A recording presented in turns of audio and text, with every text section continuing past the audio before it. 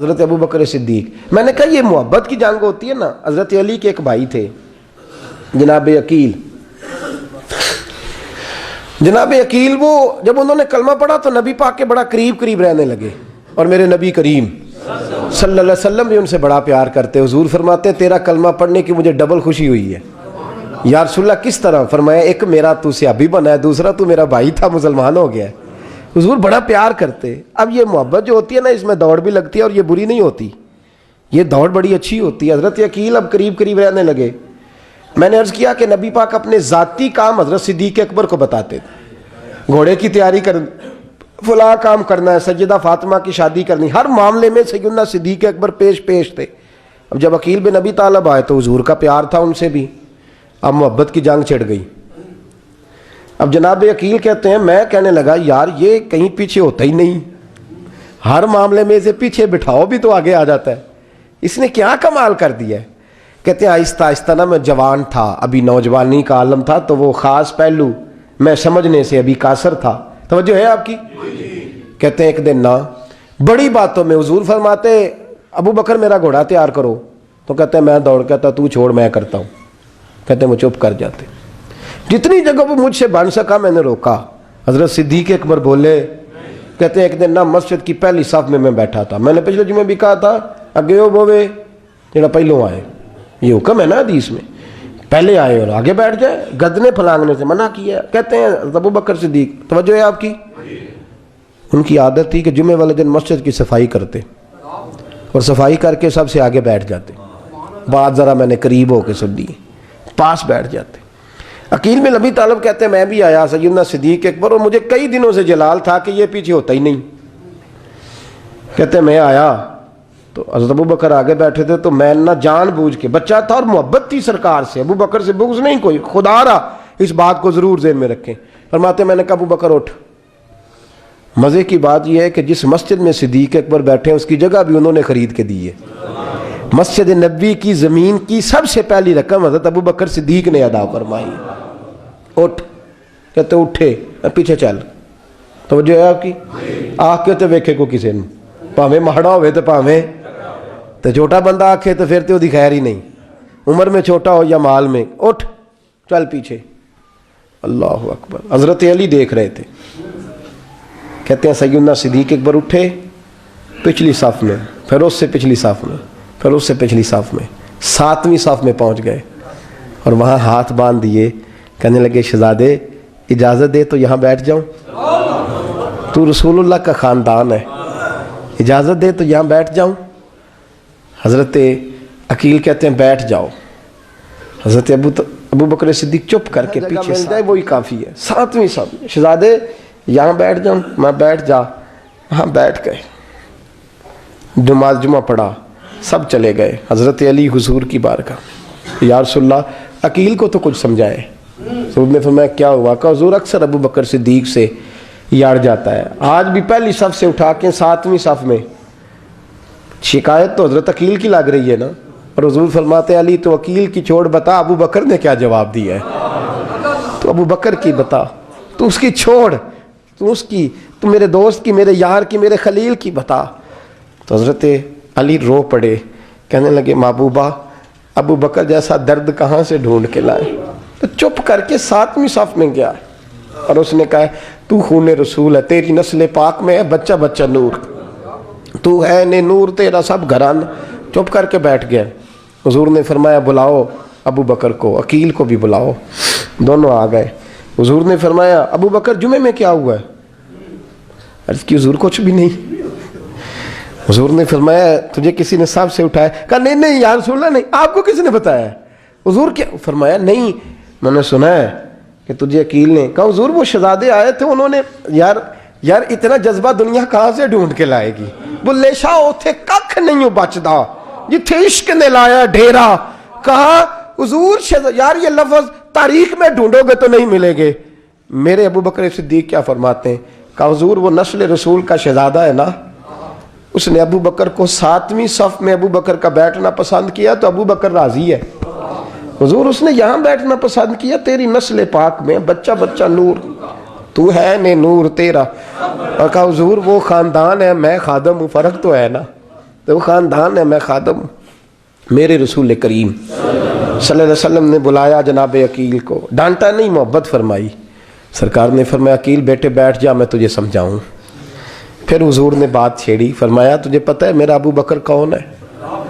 عرض کی حضور میں، فرمایا نہیں سن، مکے میں سارا مکہ میرا دشمن تھا، یہ میری تنائیوں کا دوست تھا۔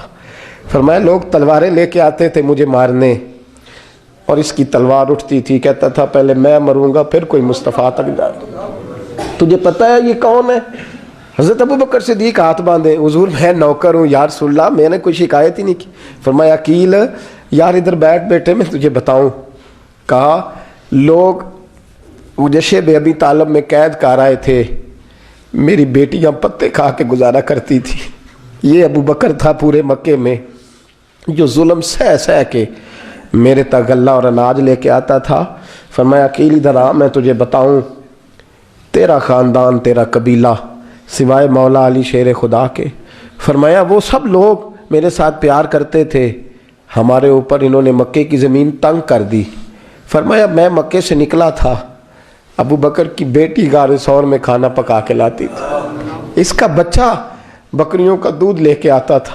فرمایا یہ جان پہ کھیل کے میری نگرانی کرتا تھا۔ فرمایا تجھے پتہ ہے جس جگہ تو بیٹھا ہوا ہے نا، یہ مسجد کی زمین بھی ابو بکر صدیق نے خرید کے دی۔ حضرت سیدنا عقیل یا رسول اللہ غلطی، حضرت ابو بکر کہتے ہیں حضور واللہ و رسول و منو، میرے اوپر اللہ رسول کے احسان ہے۔ آخری لفظ میرے حبیب نے کہے، حضور نے فرمایا عقیل میرے پاس جس کے بھی پیسے آتے ہیں میں بیگانے سمجھ کے خرچ کرتا ہوں، میں کہتا ہوں فلانے کے ہیں، وہ پوچھے گا کہاں لگے، لیکن ابو بکر کے پیسے آتے ہیں تو میں اپنے سمجھ کے خرچ کرتا ہوں۔ اور میرے رسول کریم صلی اللہ علیہ وسلم نے فرمایا میرے ساتھ جس نے نیکی کی میں نے بدلہ چکا دیا ہے، ابو بکر کا میں نے بدلہ دیا ہی نہیں۔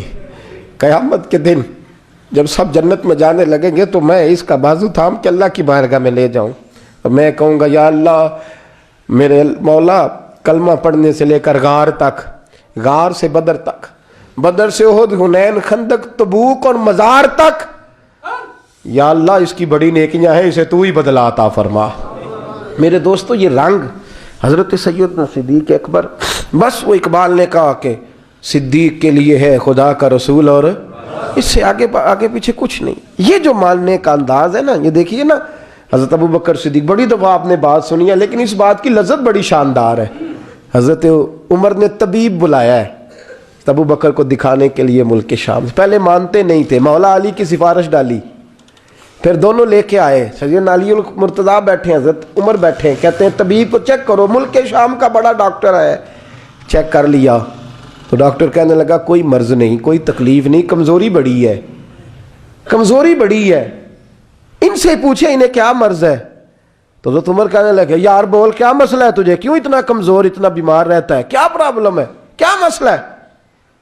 تو حضرت ابو بکر صدیق نے آنکھیں کھولیں اور کہنے لگے عمر تو قسم اٹھا کے بتا، تجھے پتا نہیں مجھے کیا مسئلہ ہے؟ تو اٹھا نہ قسم، جنہاں دے دل بر جانی وچھڑن، کون روے پھر تھوڑا، سب روگاں دائی روگ محمد جس کا نام وچھوڑا۔ تجھے نہیں پتا تو بول، اگر خبر ہے تو پوچھتا کیوں ہے؟ میرے دوستو کمال دیکھو، مدینے میں آج بھی مصطفیٰ کو سلام کرو تو ساتھ ہی صدیق اکبر لیٹے ہوئے، ساتھ ہی لیٹے ہوئے مدینے میں۔ ابو بکر صدیق روز رات کو جا کے اس کے گھر کا کام کاج کر کے آتے۔ کام بتاؤں کیا تھا اس کا؟ جاگ رہے ہیں آپ لوگ؟ اس زمانے میں نا لوگ باتھ روم گھر میں بنا لیتے تھے، شاید پرانے لوگوں نے دیکھے ہوں، وہ اس کے اندر ہی پیشاب پخانہ رہتا تھا، وہ آتے تھے ملازم تو وہ اٹھا کے باہر پھینکا کرتے تھے۔ وہ بی بی گھر کے اندر پیشاب کرتی، نابینا ہے، وارث کوئی نہیں، ابو بکر صدیق آتے، امیر آدمی اور اس کا وہ پخانہ پیشاب اٹھا کے باہر پھینک کے آتے، پھر اس کے گھڑے میں پانی بھر کے لاتے، پھر اس کے گھر میں جھاڑو دیتے، پھر اس بوڑھی عورت کو کھانا کھلاتے، پھر اس کو خرچہ دیتے، پھر اس کو کہتے کہ فلاں آدمی کی تیرے پڑوسی کی میں نے ڈیوٹی لگا دی ہے، ضرورت ہو تو اس کو کہہ دینا۔ بڑے زمانہ خدمت کی۔ ایک دن حضرت عمر فاروق اس بی بی کے دروازے پہ چلے گئے، دستک دی، اس نے کہا کون ہے دروازے؟ کہا میں عمر فاروق ہوں، عمر بن خطاب ہوں، پتہ چلا ہے آپ لوارث ہیں، میرا دل کرتا ہے میں آپ کے گھر کا کام کاج کر دیا کروں۔ تو تو بی بی کہنے لگی نہیں، ایک بندہ آتا ہے کئی سالوں سے وہ کر رہا ہے مجھے وہی ٹھیک ہے، ایک آتا ہے بڑے سالوں سے کام کرتا ہے وہی ٹھیک ہے۔ تو حضرت عمر کہنے لگے میں نے بھی کام ہی کرنا ہے، کچھ اس سے کرا لے، کچھ مجھے موقع دے دے نیکی کا۔ کہنے لگی نہیں وہی ٹھیک ہے۔ تو فرمانے لگے میرے اندر کیا نقص نظر آیا ہے، اماں جی مجھے بھی ٹائم دیں۔ تو بی بی کہنے لگی نہیں وہی صحیح ہے۔ حضرت عمر جذباتی آدمی تھے، جلالی آدمی تھے، کہنے لگے میں نے کہا نہیں مجھے بتاؤ میں کیوں نہیں کر سکتا۔ تو بوڑھی اماں کہنے لگی تجھ میں اور اس میں فرق ہی بڑا ہے۔ کہا وہ کیوں؟ کہنے لگے اتنے سال ہو گئے اسے آتے ہوئے، اتنے سال، تو پہلے دن آیا ہے اور آتے کہہ رہا ہے میں عمر بن خطاب ہوں، اپنا نام بتا رہا ہے، سالوں ہو گئے میں روز پوچھتی ہوں تیرا نام کیا ہے، وہ بتاتا ہی نہیں۔ وہ کہتا ہے اماں میں کام صحیح کرتا ہوں تو نام کو چھوڑو، نام بتا کے کیا کرنا ہے۔ فرمایا یہ تھوڑا فرق ہے، اس نے اتنے سالوں میں نام نہیں بتایا اور تو پہلے دن ہی آگے کہہ رہا عمر بن خطاب ہوں، تو ابا جی کا بھی نام بتا رہا ہے، میں نے نہیں کام کرانا، مجھے وہی صحیح ہے۔ نام نہیں بتاتا، نوکری پوری کر جاتا ہے۔ حضرت سیدنا عمر فاروق فرماتے ہیں میں تہجد کے وقت جھاڑیوں میں چھپ کے بیٹھ گیا، کہتے مسجد نبی سے وہ شخص نکلا، چہرے پہ نقاب، پیروں سے ننگا، اور میں نے اس شخص کو خرامہ خرامہ اس بوڑھی عورت کے گھر کے قریب جاتے دیکھا، تو پیچھے سے جا کے میں نے کہا او مسافر چہرہ تو دکھا۔ تو کہتے ہیں چہرہ اٹھایا تو ابو بکر صدیق تھے، صدیق اکبر تھے۔ حضرت عمر فاروق فرماتے ہیں میں نے کہا تو جوتی کو اتار کے آتا ہے؟ تو کہنے لگے جوتی سے جب چلتا ہوں تو پیروں میں آواز پیدا ہوتی ہے جوتے کی وجہ سے، پڑوسیوں کو تکلیف دینے کا مقصد تو کوئی نہیں نا۔ اور فرمایا جب جوتوں سے آواز پیدا ہوگی تو گلی محلے والے پوچھیں گے ابو بکر کدھر جا رہا ہے، تو میں نیکی کسی کو بتانا نہیں چاہتا۔ تو فرمایا ابو بکر کب سے آ رہے ہو؟ فرمایا چھوڑ عمر، بس دعا کر رب میرا آنا قبول فرما لے، تو دعا کر سرکار کی بارگاہ میں حاضری صحیح لگتا ہے، چھوڑ میں کب سے آ رہا ہوں، کس وقت سے آ رہا ہوں، اس مسئلے کو چھوڑ، تو یہ دیکھ پانی پر نسویلیاں رنگا رنگ کڑے پریا اس دا جانیے جس دا توڑ چڑھے۔ یہ بات آپ نے درجنوں بار سنی ہے، لیکن اس پر غور تو کرو میرے دوستو کہ حضرت عمر فاروق فرماتے ہیں جن دنوں تبوک کے لیے میرے نبی نے اعلان فرمایا میرے حالات اچھے تھے، ابو بکر کے اچھے نہیں تھے، مالی حالات کمزور تھے، کچھ مسائل تھے، میرے اچھے تھے۔ میری سرکار نے اعلان فرمایا کہ پیسے دو، فرماتے ہیں چونکہ میرے حالات بھی اچھے تھے تو میں نے کہا اس دفعہ پہلا نمبر میرا ہی ہوگا۔ فرماتے ہیں آدھا مال گھر کا، یہ بھی بڑی دلیری ہے۔ کتنا؟ بولیے اتنے تو اسی ابے نو نہیں دس دے ساڑھے کو پیسے کنے نے، کہتے ابا جی مانگنا لین، والد صاحب کو نہیں بتاتے، ہماری جیب بکھری ہوتی ہے، ایسے ہی نانا کو مانگی نانا لے۔ آدھا مال حضرت عمر فاروق فرماتے ہیں آدھا مال میں نے بانٹ کے حضور کی بارگاہ میں، اور ساتھ میرا ارادہ ہے کہ ابو بکر آج میں نہیں تجھے آگے گزرنے دیتا۔ فرماتے ہیں مال پیش کیا، تھوڑی دیر گزری تو ابو بکر بھی آ گئے، اور منظر کیا ہے؟ کہتے ہیں انہوں نے قمیض پہنی ہوئی ہے بوریے کی، سر پہ ٹوپی کوئی نہیں، پیروں میں جوتا کوئی نہیں، سر میں ٹوپی کوئی نہیں، پیروں میں جوتا کوئی نہیں۔ کہتے ہیں ابو بکر صدیق آئے، سب کا مال آیا، مصطفیٰ کی بھی اتنی توجہ نہیں تھی، پر جب ابو بکر آئے تو میں نے مصطفیٰ کریم کے انداز بھی بدلے ہوئے دیکھے، اس شخص کے آنے پر بدلے ہوئے دیکھے۔ فرماتے ہیں میرے رسول پاک کے سامنے ہر چیز ابو بکر نے قدموں میں ڈھیر کر دی، اور ڈھیر کر کے نا چیزیں رکھ کے تو فٹافٹ پچھلی سائڈ پہ، کسی کو پتہ نہ چل جائے، پچھلی سائڈ پہ حضور کے۔ تو حضور نے فرمایا ابو بکر سامنے آنا، گھر کیا چھوڑ کے آیا ہے؟ فرمایا ہر چیز، پیچھے بیٹھ گئے۔ تو محبوب نے بازو تھام کے آگے کیا، فرمایا کیا چھوڑ کے آیا گھر؟ یہ اس بات پہ بات آپ نے پہلے بھی سنی ہے، لیکن ان لفظوں پہ غور کرو۔ ابو بکر نے یہ نہیں کہا حضور کچھ بھی نہیں میں سارا کچھ لے، یہ لفظ کہا ہی نہیں۔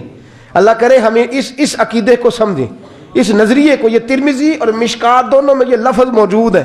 یہ نہیں کہا حضور کچھ بھی نہیں سارا کچھ لے آیا ہوں، یہ نہیں فرمایا۔ حضور نے فرمایا ابو بکر کیا چھوڑ کے آئے ہو گھر؟ توجہ ہے آپ کی؟ لفظ دیکھیں، کہا ما ابقیت اللہ و رسولہ، یا رسول اللہ گھر میں خدا کو بھی چھوڑ آیا ہوں، محمد مصطفیٰ کو